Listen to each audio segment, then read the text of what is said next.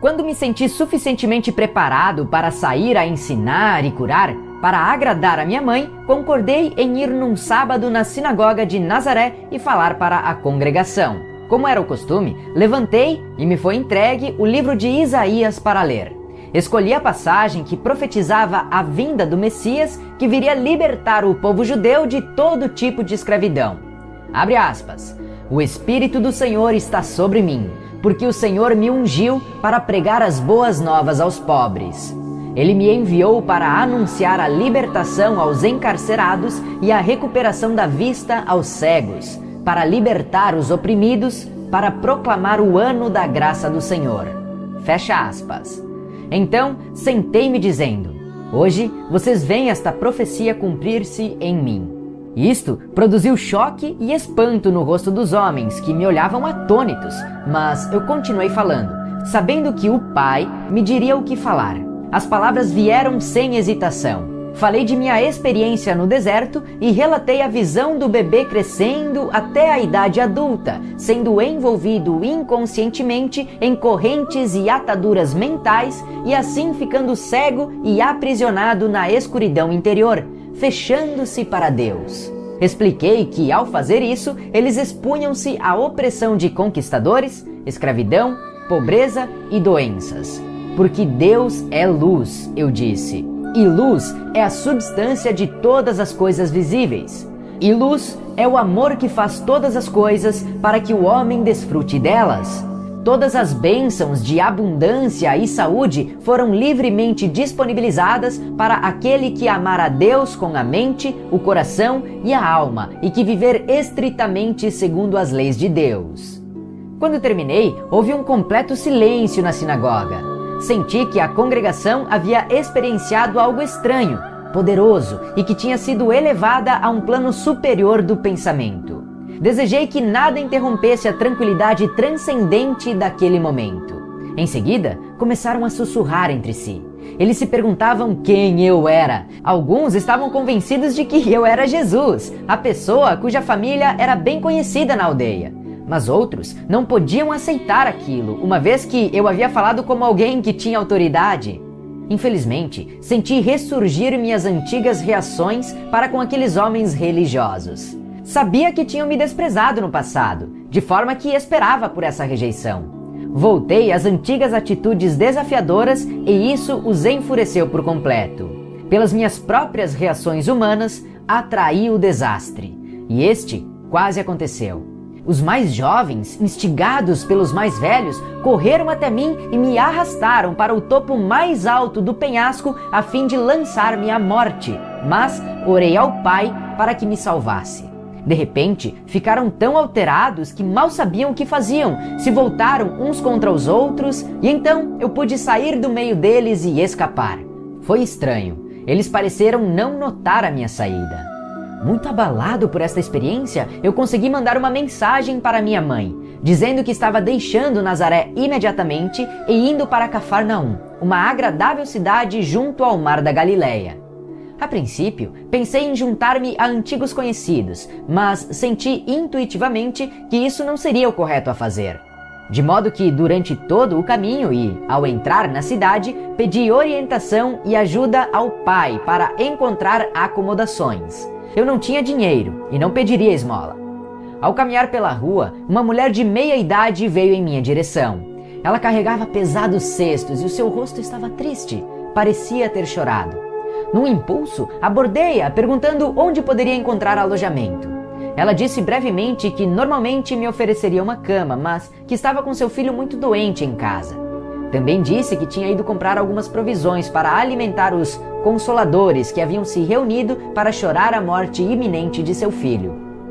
Meu coração se afligiu por ela, mas também se alegrou. Prontamente tinha sido dirigido para alguém que eu poderia ajudar. Expressei minha simpatia e ofereci-me para carregar suas cestas até a casa.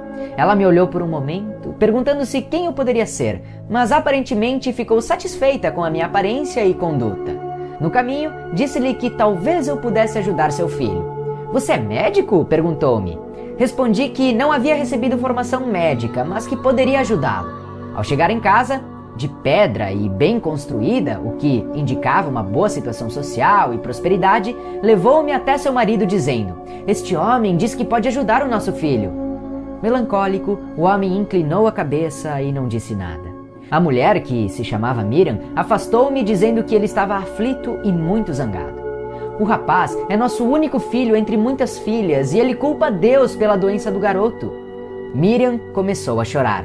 "Se ele fala assim contra Deus, que outros problemas cairão sobre nós?" perguntou-me. "Tranquilize-se", disse-lhe. "Logo verá que seu filho ficará bem novamente." Ela olhou-me com dúvidas, mas levou-me até o quarto onde o rapaz estava. Fazia calor e o ambiente estava sufocante, cheio de gente, bem intencionada e triste, conversando. Pedi à mãe para esvaziar o quarto, mas os visitantes resistiram. Eles queriam ver o que aconteceria e somente saíram do quarto, contrariados, quando Miriam chamou seu marido para falar com eles. Podia escutá-los discutindo com o pai no quarto ao lado. O que este homem achava que poderia fazer se o médico já havia declarado ser incapaz de ajudar o rapaz? O pai veio até o quarto para ver por si mesmo. Seu filho estava mortalmente pálido, com muita febre. A mãe explicou que ele não podia engolir a comida e que estava com o intestino solto. Ele havia estado assim por vários dias e tinha perdido muito peso. O médico disse que nada mais poderia ser feito, ele provavelmente morreria. Coloquei as mãos sobre a cabeça do rapaz e rezei, sabendo e silenciosamente dando graças com todo o coração que o Pai Vida fluiria pelas minhas mãos para dentro de seu corpo. Desta forma, o trabalho de cura se realizaria. Senti um calor extremo e um formigamento em minhas mãos e o poder vertendo para seu frágil corpo.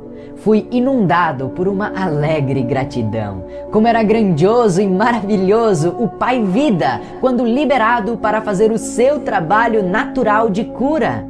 Sua mãe e seu pai, olhando ansiosos para ver o que aconteceria a seguir, seguravam a mão um do outro e observavam com muita atenção. Quando eles viram a cor do seu filho mudar, do branco para um rubor mais sadio, exclamaram com espanto e alegria. Depois de algum tempo, o rapaz levantou seu olhar para mim, dizendo claramente: "Agradeço, eu estou bem melhor agora. Estou faminto, eu quero algo para comer." Sua mãe riu de felicidade e o abraçou apertado, mas estava um pouco apreensiva. "Não posso dar comida a você, filho meu. O médico ficaria zangado." Ela havia sido avisada para não dar comida a ele, somente água. Eu sorri e disse: "Ele está curado. Pode dar pão e vinho a ele, que não fará mal." Seu pai, Zedequias, estava maravilhado de alegria e gratidão. Depois de abraçar o seu amado filho, voltou-se para mim e apertou minhas mãos calorosamente. Ficou dando tapinhas em meus ombros enquanto balançava sua cabeça, incapaz de falar devido às lágrimas que escorriam por sua face. Quando ele finalmente se recompôs, entrou no salão e falou às pessoas que lá estavam: "Meu filho, quase morto, recuperou a plenitude da vida novamente." Suas palavras foram recebidas com gritos de alegria, entusiasmo, incredulidade, questionamentos, risadas e felicitações. A mãe do rapaz ficou parada, com um sorriso estampado na face. Depois disso, não foi mais necessário buscar por acomodações. Quando Zedequias disse aos atônitos consoladores que o garoto estava curado, e o próprio jovem apareceu na porta sorrindo e pedindo novamente por comida, todos os consoladores rodearam-me e convidaram-me às suas casas. No entanto, preferi ficar com o pai do garoto, que agora dizia estar cheio de perguntas a fazer-me. Ele esperava que eu pudesse respondê-las. Depois de colocar o vinho e a comida sobre a mesa, todos foram convidados a comer até saciarem-se. Zedequias sentou-se e formulou sua primeira pergunta. Ele disse: "Você fez algo que nenhum sacerdote ou médico poderia fazer. A cura vem somente de Deus. Embora seja um desconhecido, percebo que você deve vir de Deus." "Sim", respondi, e as pessoas murmuraram assombradas. "Esta doença que veio ao meu filho era um castigo por algo que eu tenha feito de errado no passado? E como eu poderia cometer um pecado tão grave que Deus quereria levar meu único filho?" Muitas das pessoas que escutaram estas palavras acenaram com a cabeça. "Você fez a pergunta que mais quero responder, Zedequias. Deus nos dá a vida e a existência do ser. Ele não iria arrancá-la de nós como um homem arrancaria um tesouro do outro só porque está zangado com ele. Esta é a maneira como a humanidade se comporta, não Deus. E Deus não está sentado em um trono, em algum lugar do céu, como fazem os reis humanos que se sentam em seus tronos e governam o seu povo. Esta é a maneira humana de proceder, uma crença humana, não a verdade. A maneira de proceder de Deus vai muito além do que a mente humana pode conceber ou sonhar. Somente eu vi aquele que nos trouxe à existência e sei que ele não é o tipo de Deus que os rabinos ensinam. Vi que ele é o perfeito amor e por esta razão eu prefiro falar do Pai, pois eu vi que ele trabalha dentro de cada ser vivo, mantendo-o num bom estado de saúde, assim como um pai humano trabalha para manter seus filhos bem alimentados, vestidos e protegidos dentro do abrigo de um lar. Eu o vi dentro de todas as coisas do mundo. Como pode ser isso? Perguntou um homem duvidando. Não é possível para um ser individual, de qualquer tipo, estar em todos os lugares ao mesmo tempo. Mas o ar está em todo lugar, ainda que não se possa ver. No entanto, sabemos, sem dúvida alguma, que ele é muito real e muito importante para a nossa existência. Se o ar não existisse e não pudéssemos respirá-lo, morreríamos. Não podemos ver o movimento do ar que chamamos de vento, mas vemos que ele agita as folhas e conduz as nuvens no céu. Por isso, sabemos que o ar está acima de nós, ao nosso redor e que é forte. E agora pergunto, qual é a parte mais real e mais valiosa do homem? Seu corpo ou sua mente? Alguns respondiam que era o seu corpo. Caso contrário, não teriam lugar na terra, não poderiam trabalhar, não poderiam ser vistos, não seriam conhecidos. Outros diziam que sua mente era mais importante do que seu corpo. Ao que eu respondi, a mente é a parte mais importante do homem, uma vez que, sem sua mente, ele não teria o comando do seu corpo. Ele não poderia comer, beber, dormir, mover-se, planejar, não poderia viver. Contudo, não podemos ver a mente. Simplesmente sabemos que temos uma mente por causa dos pensamentos que ela produz e porque os pensamentos elaboram algum tipo de ação em nossas vidas. Acreditamos que a mente funciona por meio do cérebro. Sim, é assim que funciona. Senão, como poderia o cérebro, que nasceu da carne, produzir pensamentos, sentimentos, ideias e planos? Agora deve estar ficando claro para vocês que é assim que o Pai está presente em todas as coisas. Ele é a mente que dirige a mente humana, fazendo seu grande trabalho dentro de cada ser vivo. Sabemos que é assim porque vemos as maravilhas da sua obra. Vemos o crescimento das crianças, vemos o alimento que comem ser milagrosamente convertido em outra substância que os nutre e os faz crescer. Como isso acontece, não sabemos, nem sequer podemos imaginar. Mesmo que soubéssemos, ainda assim continuaríamos sem saber o que acionou tão importante processo de vida dentro dos corpos vivos de cada espécie. Vejam de que forma tão maravilhosa os corpos de cada espécie são formados e criados propositalmente, de forma expressa para transformar o tipo de alimento que se come em energia para nutrir ossos, sangue e carne. Agora que nos mostrou todas essas coisas, podemos ver que elas são realmente maravilhosas! Exclamou um jovem. Elas são! Vemos os jovens corpos passando por suas várias etapas de desenvolvimento e vemos suas mentes acompanhando o seu desenvolvimento físico até que começam a desejar encontrar um cônjuge para se tornarem pais. Logo, o grande trabalho da concepção é realizado e o crescimento da semente dentro do útero continua até que a criança chegue a seu desenvolvimento pleno. Pensem! Quem determina este constante crescimento tão ordenado dentro da mulher? De onde vêm os planos que regem o correto desenvolvimento da cabeça, do corpo e dos membros, os quais são invariáveis de uma mulher para outra e de uma espécie para outra? Quem decide o momento exato em que o nascimento terá início? O meio físico pelo qual a criança deve ser trazida à luz? A provisão do leite para a criança? Pensem, é a mãe? Não, não é a mãe. Ela é apenas a testemunha de tudo o que ocorre dentro dela desde o momento em que seu marido tem estado com ela e plantado a sua semente para se juntar à dela. Deus faz todas essas coisas de longe? Esses pensamentos chegam a cada homem e mulher para decidir quando essas coisas devem acontecer? Não, todo este trabalho é realizado pelo poder criativo da mente, a vida inteligente e amorosa dentro de todos os seres vivos. Vemos o amor dos pais por seus filhos, sejam eles pássaros, animais ou homens. De onde vem este amor? Ele provém do poder criativo da mente, o perfeito amor do Pai que está em nós. É por causa do trabalho que o Pai faz com as plantas, árvores, pássaros, animais e com o próprio homem que hoje estamos aqui, vivos, respirando, comendo, dormindo, tendo filhos, envelhecendo e então morrendo para passar para um lugar mais feliz. Tudo isso é a obra do Pai que está ativa dentro de nós.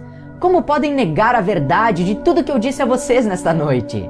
Hoje, viram um jovem agonizante que foi trazido de volta à plenitude da vida em pouco tempo. Fui eu quem o curou? Não! Por mim mesmo eu não posso fazer nada. Foi a vida, que é o Pai ativo dentro de todas as coisas, que veio com toda a força para reparar um corpo doente e trazê-lo novamente de volta à plena saúde, porque acreditei que assim seria e não duvidei. Houve suspiros de satisfação na sala. Nova luz, novo interesse, inclusive podia ver-se uma nova doçura em seus rostos. Por que então o homem sofre tão dolorosamente? Perguntou Miriam. Porque quando o homem é concebido, quando a vida toma forma dentro da semente, ela se reveste da condição humana que o separa de qualquer outro indivíduo no mundo. Para fazê-lo único, uma figura isolada, não unida a nenhum outro, solitário, privado, sua própria pessoa, ele torna-se sujeito é controlado por dois impulsos poderosamente fortes em sua natureza terrena. O de ligar-se a todas as coisas que deseja muito e o de rejeitar e afastar tudo aquilo que não quer. Estes dois impulsos básicos do homem estão presentes em cada coisa que ele faz ao longo da vida e são inteiramente responsáveis pelos problemas que atrai para si. Embora o Pai esteja ativo no interior do homem, não há nada de humano nele. Portanto, o Pai nada retém, nada rejeita, nada condena, nem mesmo vê a transgressão. Tudo aquilo que o homem faz e que chama de pecado é apenas deste mundo, e só existe punição neste mundo, porque é uma lei da existência terrena. Como você sabe que tudo o que você semear, mais tarde colherá. Pelo fato de extrair sua vida e sua mente do Pai, o próprio homem é o criador dos seus pensamentos, palavras e ações. Seja o que for que ele pensa, diz, faz e acredita, retorna a ele da mesma forma, algum tempo depois. Não existe castigo que venha do Pai. Quaisquer que sejam os males que assolarem a humanidade, estes são o completo resultado de suas próprias decisões. As pessoas murmuravam que este era um ensinamento totalmente novo e que fazia mais sentido do que tudo o que havia sido ensinado a eles antes. Várias vozes me incitavam a contar mais. Eu digo a vocês, em mim, vocês viram a vida ativa sob a forma de cura. Sigam-me e ouvirão sobre o caminho que devem percorrer para encontrar a felicidade. Em minhas palavras encontrarão a verdade da existência nunca antes revelada por nenhum outro homem. Tem-se dito sobre o Messias que ele revelará os segredos que têm estado ocultos desde o começo da criação. Em verdade, digo que ouvirão estes segredos de mim. Se escutarem com cuidado, entenderem seu significado, praticarem sua verdade e apegarem-se às suas leis, serão transformados em novos homens e entrarão no reino dos céus. As pessoas ficaram em silêncio por um momento, e então houve um clamor de conversa animada, mas Zedequias levantou-se e disse que era hora da família descansar. Seu filho precisava dormir e sua esposa e filhas também estavam exaustas de tanto chorar. Ficou combinado que, na manhã seguinte, eu iria até o porto e as pessoas doentes seriam trazidas até mim. Desta forma, fui capaz de empreender minha missão e tudo foi rapidamente arranjado da melhor forma possível. Parecia que, se eu não efetuasse as curas, não haveria interesse nem aceitação de tudo o que eu havia dito. As curas demonstravam a verdade de tudo que eu havia ensinado, e meus ensinamentos explicariam as razões pelas quais eu era capaz de trazer do Pai para eles a cura. Sobre o dia seguinte, no próximo áudio.